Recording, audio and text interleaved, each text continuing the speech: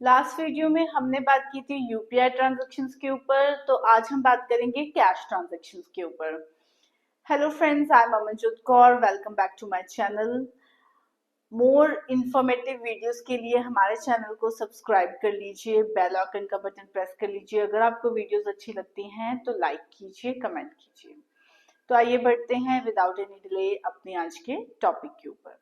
बात करेंगे cash transactions के ऊपर। तो अगर आप किसी से भी कैश में लोन ले रहे हैं तो ध्यान रखिए कि 20,000 से ज्यादा का आप कैश लोन नहीं ले सकते हैं as per income tax act.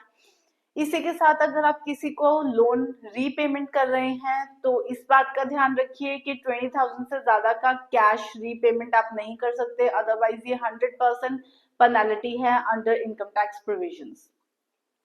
Second, हम बात करेंगे कैश सेल लिमिट की। अगर आप कोई भी अपनी सेल कर रहे हैं जो 2 लाख से ज्यादा की है तो आप उसको नहीं ले सकते हैं कैश में।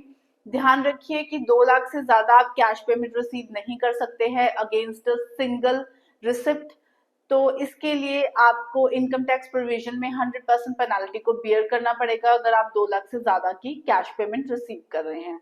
फॉर एग्जाम्पल, अगर आप कोई गाड़ी खरीदने चाहते हैं, 6-7 लाख की गाड़ी है, तो आप एक चीज नोटिस कीजिएगा कि वो आपसे पूरा का पूरा कैश पेमेंट नहीं लेंगे, बिकॉज 100% पेनाल्टी है as per income tax act.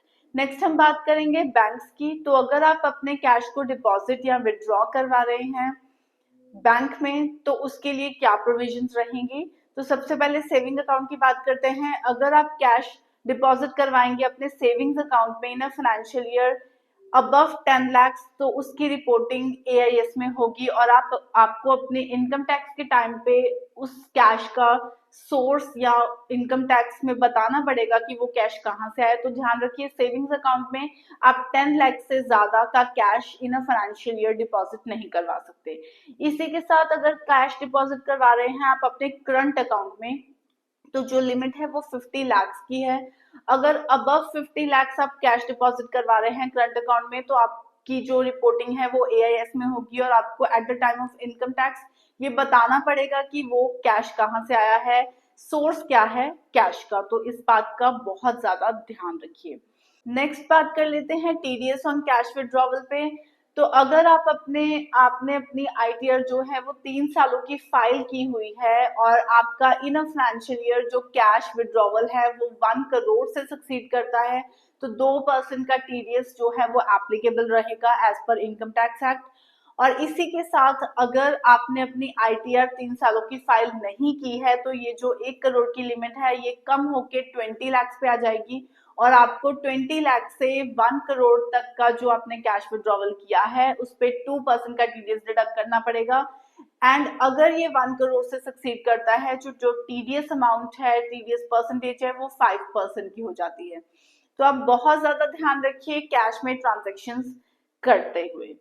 तो ये था हमारा आज का टॉपिक जो हमने कैश ट्रांजैक्शंस के ऊपर कवर किया। इसके रिलेटेड कोई भी आपको क्वायरीज हैं तो आप हमारे नीचे दिए गए नंबर्स पे कॉल कर सकते हैं। अपनी क्वायरी हमें ईमेल आईडीज पे भी छोड़ सकते हैं। बने रहिए ऐसे ही इंटरेस्टेड टॉपिक्स के लिए हमारे चैनल पे। Thank you so much.